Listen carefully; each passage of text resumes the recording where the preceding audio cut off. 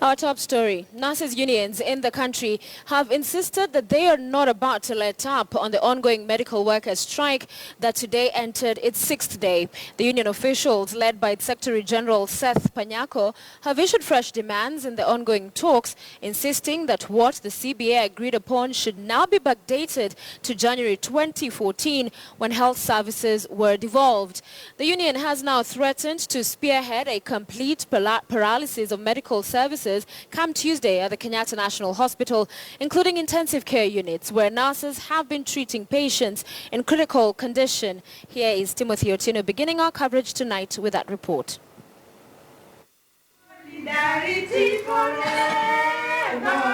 A synonymous tune for a group rejuvenating its efforts in pushing for fair pay for their workers who insist negotiations are on the right path. For the past 2 days, the nurses' unions and government have engaged in intense deliberations with the aim of unlocking an unhealthy deadlock that has seen medical services across public hospitals stall. Today, the unions are issuing fresh demands amidst ongoing negotiations with government. If the government will give any offer to any public servant that is going to be higher than what it has given to nurses in terms of basic salary, that offer that will be given to any public servants will and must apply on nurses. But as the nurses' union officials remained adamant over the ongoing strike, a government-led delegation of health workers' unions representing, among others, nutritionists, orthopedics, clinical officers and social workers under the banner of the Kenya Health Professional Society were dancing to a different tune. We share the grievances of the doctors and the nurses, but we stand here to say that the lives of Kenyans are more important, and that it comes a time when we really must rethink what we want as professionals. Indeed, as professionals, we took the Hippocratic oath that above all, life would be more important to us. I want to stand here, and nurses know me, to support the decision by the Kenya Health Professional Society that the society return to work immediately. Let nurses in all counties go back to their respective working stations.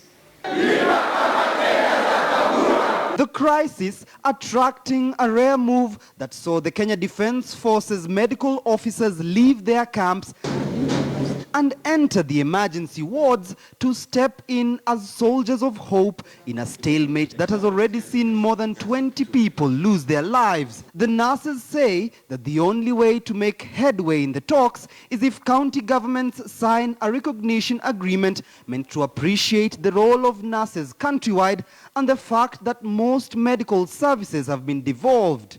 If the governors could have signed, for example, the recognition agreement, you know what will be happening in the country today?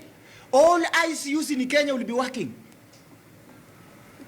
All maternity labor wards for the patients who have been admitted will be functioning. All newborn units will not be closed down for the children who can't breathe on their own. But because the county governments have refused to sign recognition agreement, it is free for all. We go strike the way we want, we call off the way we want.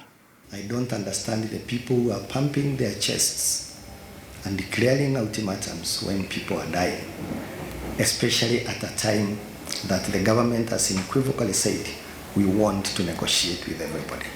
The Kenya National Union of Nurses has called a meeting of its governing council on Monday to chart a way forward over the matter, even as they insist that no worker will resume duties unless a harmonized collective bargaining has been agreed upon. Timothy Otieno, KTN News.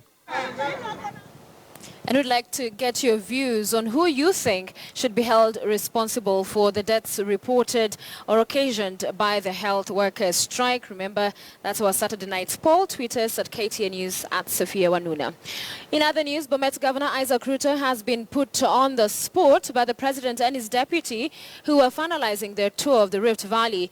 Uhuru has said that Isaac Ruto will be enjoined in a suit against the state over the construction of a university where Isaac Ruto is opposing by insisting the land should be used as a dump site for the county. Here's Victor Ogale with more details. Politics hit fever pitch stage during President Uhuru Kenyatta's last day of his South Rift tour, as Bomet Governor Isaac Ruto came under stinging criticism for opposing developmental projects. The president, who was accompanied by his deputy, William Ruto, and a host of Jubilee MPs, put Governor Ruto on the spot for his opposition to construction of a public university in the county, where the president laid a foundation stone. President Uhuru announced the construction of the university will proceed despite a Court of Appeal orders which temporarily stopped the construction of the institution on the 40-acre piece of land. Niliweka freeze on new universities kwa sababu kila mtu alikuwa anasema nataka university, nataka university, nataka tupatiwe university. Jamani, wale ambao wamepata wanakimbia kila pahali kutafuta pesa ya kujenga. Hapa Bomet peke yake ndipo nimesikia. However, Governor Ruto, who skipped the function, was left waiting for hours at the Longisa County Hospital as the president's schedule changed in the last minute. We were not informed as a county. We received no letter, no notification, no program, and no invitation. Deputy President William Ruto wondered why Governor Ruto wanted the land to be used for a dump site. Governor wenu ati anasema anataka kuweka hapa mahali ya kuweka takataka. It is shocking when somebody of the level of a deputy president can continue to rubbish having a dumping site. Ruto said the Jubilee government had deployed medical equipment in Longisa and Danai hospitals worth over 700 million shillings, road projects worth 10 billion shillings, and electricity connections to households in the county. The president's developmental tour of the South Rift has come to an end, with Bomet County Governor Isaac Ruto being put on the spot as a stumbling block towards the development of this county. Victor Ogale, KTN News, Bomet. And in case you're wondering what exactly is the genesis of the proposed Bomet University ground saga, well, Martin Kosgei will tell you how it all began. Early last year, the president and his deputy were in Bomet for a fundraiser and later presented a 40-acre title deed for Bomet University.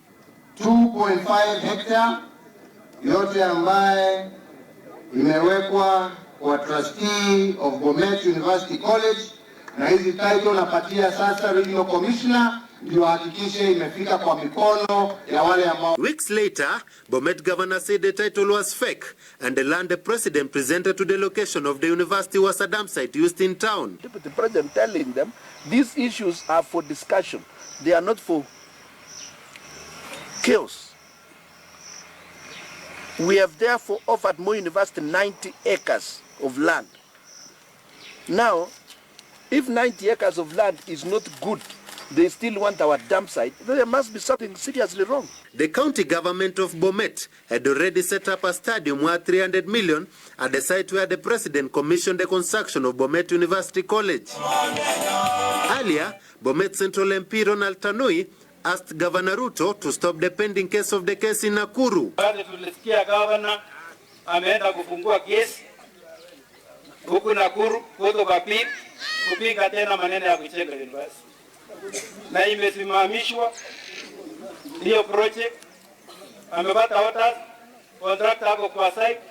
Sasa tunalipa bei ya machines yenye inakaa bure huko. This has raised more questions as to whether the president ignored the court and proceeded to launch the university in Bomet town. Martin Kosgei, KTN News, Bomet County. Amani National Congress Party leader Musalia Mudavadi says Kenyans should resist any attempts by the ruling Jubilee administration to kill devolution through a bill sponsored by Murang'a County Senator Kembi Gitura that proposes to scrap off Nairobi County. Mudavadi says Kembi Gitura's bill is a veiled attempt by Jubilee to convert all urban settlements into administrative units controlled by the national government and starve counties of revenue. Constitutional lawyer Paul Muite says the proposed amendments will fundamentally alter the structure of devolved government and must be subjected to a referendum. The controversial constitutional amendment bill that is set for introduction in the Senate seeks to establish Nairobi as the national capital city and seat of the national government, contrary to its current status as the county headquarters. The president will be empowered to nominate a cabinet secretary with the approval of the National Assembly to head the city. The city will retain constituencies with elected members of the National Assembly. The proposed bill denies voters in Nairobi from electing a senator, a governor, and members of county assembly, since the city will be under the national government. In this scheme, Nairobi is designated as the seat of the national government. That is already a pointer of a plot to convert all urban areas into administrative areas of national government. By doing that, you are now taking the revenue centers in these counties and giving them back to the national government, and then you'll wake up one day and say devolution has failed.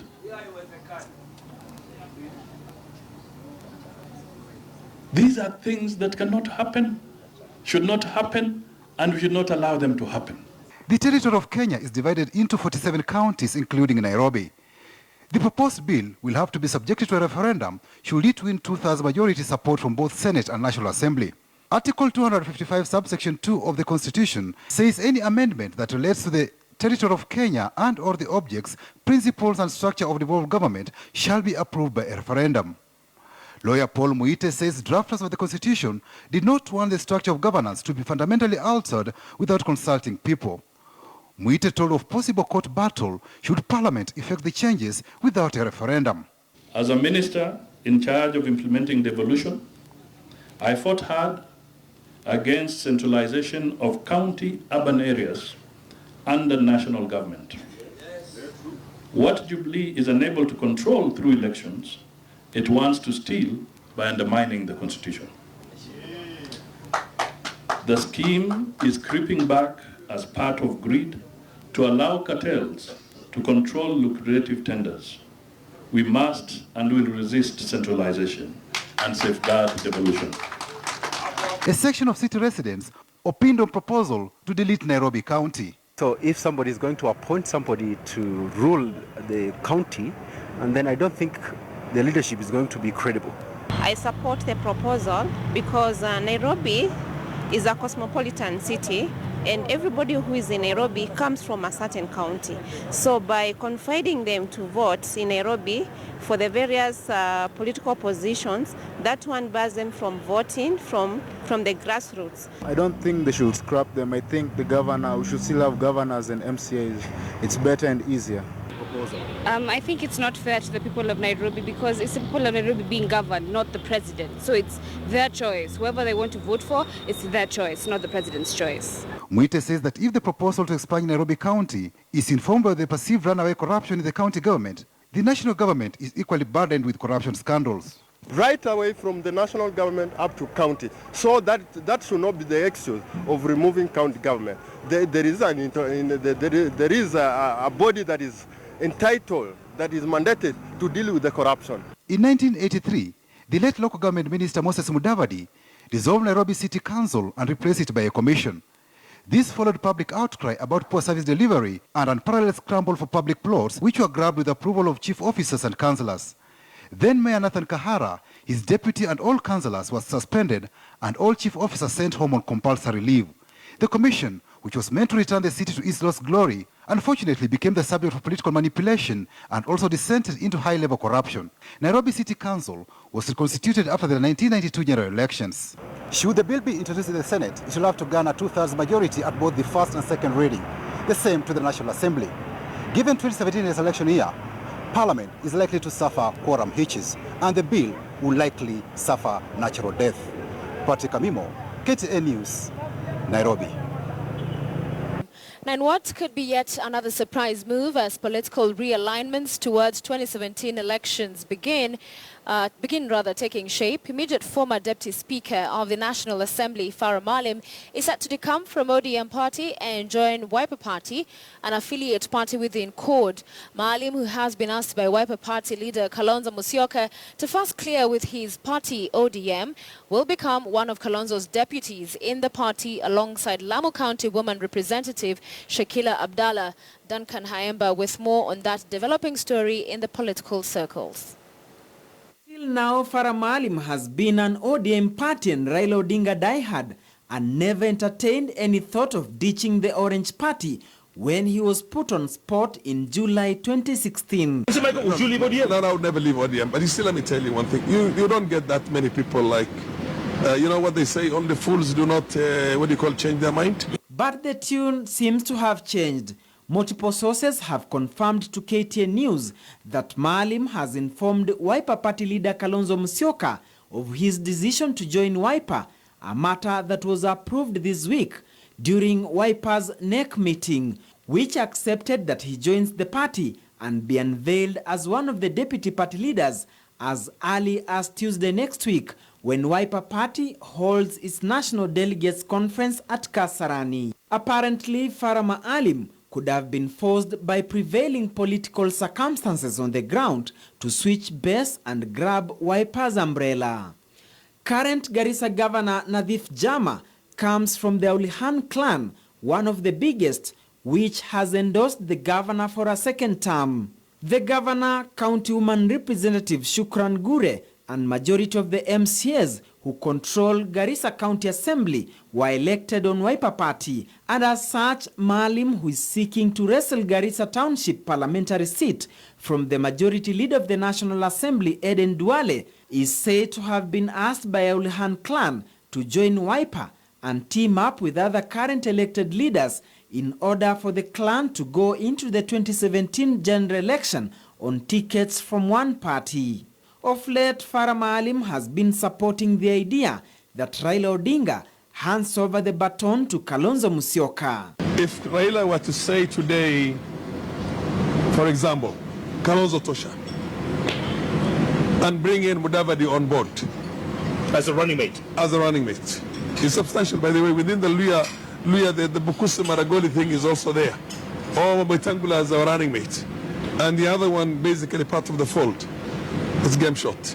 It's finished. Over. It's like NAC of 2002. But in a move to avoid running into trouble with his CORD co-principal Raila Odinga, Wiper Party leader Kalonzo Musyoka is said to have asked Maalim to clear with his ODM party first, even though it's clear Wiper has already taken him on board. Interestingly, Farah Maalim is among ODM's disciplinary committee members who sanctioned expulsion of rebel members who have joined Jubilee Party.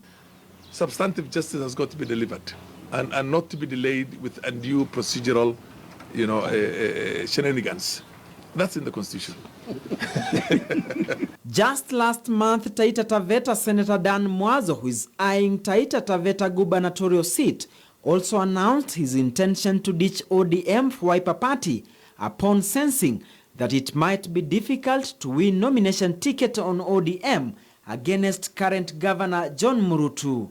As part of its strategy to strengthen the party, Farah Maalim from Northeastern Region, together with Lamu County Woman Representative Shakila Abdallah, will be Kalonzo Musyoka's new deputy party leaders. Also brought on board is Muriuki Ndwiga, who was at one time the party's national youth leader, who has been absorbed into the party's neck, together with the Lumumba Nyaberi, who is an aspiring governor for Kisii County, all being looked at as new appointment for Wiper Party in Mount Kenya and Kisii regions respectively. Duncan Haemba, KTN. The boys doing us proud and wish them the best tomorrow.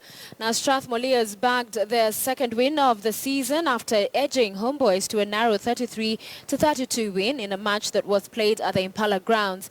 Leos were quick off the mark, taking an 8-0 lead courtesy of a Jinton Odongo try and Eugene Zioka's penalty in the opening 20 minutes. The DJs, however, responded with a try from Kevin Masai and a penalty which saw them take a 2-point advantage. The DJs continue with their attacks, taking a 17-10 lead at the break. In the second half, Strathmore had to dig deep to bag 23 points to homeboys 6 to emerge winners. In other encounters of the day, Mwamba settled to a 10-all draw with Nakuru, while KCB powered past Western Bulls with a 41-8 win.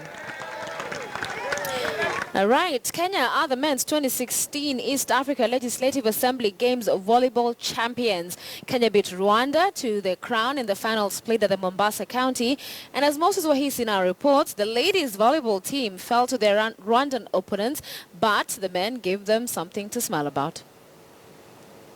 Final day of the 7th edition of the East Africa Interparliamentary Games lived to its billing, with the Kenyan volleyball team lining up against Rwanda in the finals.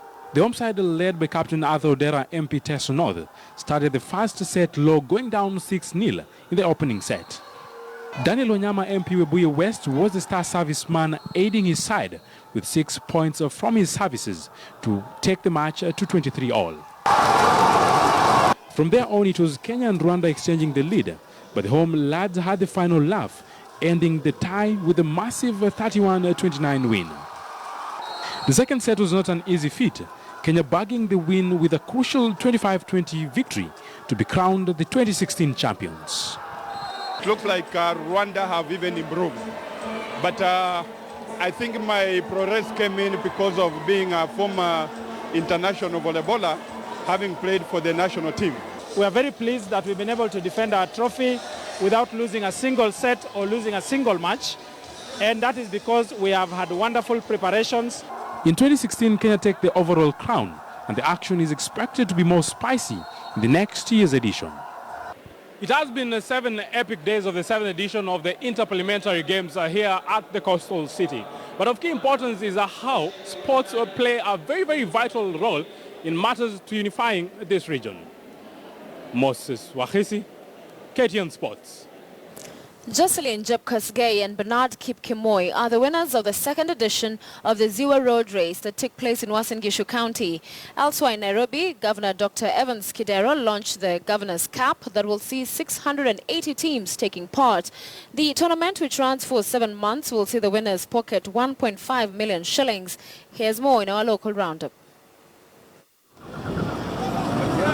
Africa 10,000-meter bronze medalist Jocelyn Jepkosgei showed her class, leading from the gun to the tape to win the second edition of Ziwa Farmers Road Race in Uasin Gishu County. The race had World Half Marathon runner Pascalia Jepkorir and Bahrain's Eunice Jebichi commanding at the 500-meter mark. In the men's 10-kilometer category, 2015 Turin Half Marathon winner Bernard Kipkemoi had to fight hard to overcome stiff competition from the Family Bank Half Marathon winner Joram Lumbasi and Kalia Half Marathon winner Nicodemus Kipkurui.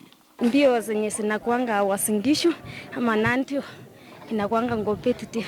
So sikuwa na tarajia nichukue number 1. Last year tena hii race nilikuwa number 3. Lakini leo nimejikakamua mpaka nimekuja nambari ya kwanza. Elsewhere, 680 teams from all over the Nairobi County are expected to take part in the upcoming Governor's Cup tournament that is set for this December to June next year. The tournament, which was officially launched in Nairobi, will see off participation of the men's and ladies' football teams, which will also include the amputees. Winners of the 6 months tournament will receive 1.5 million shillings, with the runners-up pocketing 1 million shillings and the second runners-up pocketing 500,000 shillings. And that's all for sports news. Thank you so much for staying with us here on Weekend Prime. My name is Sofia Wanuna. On behalf of the team, it has been great having you with us.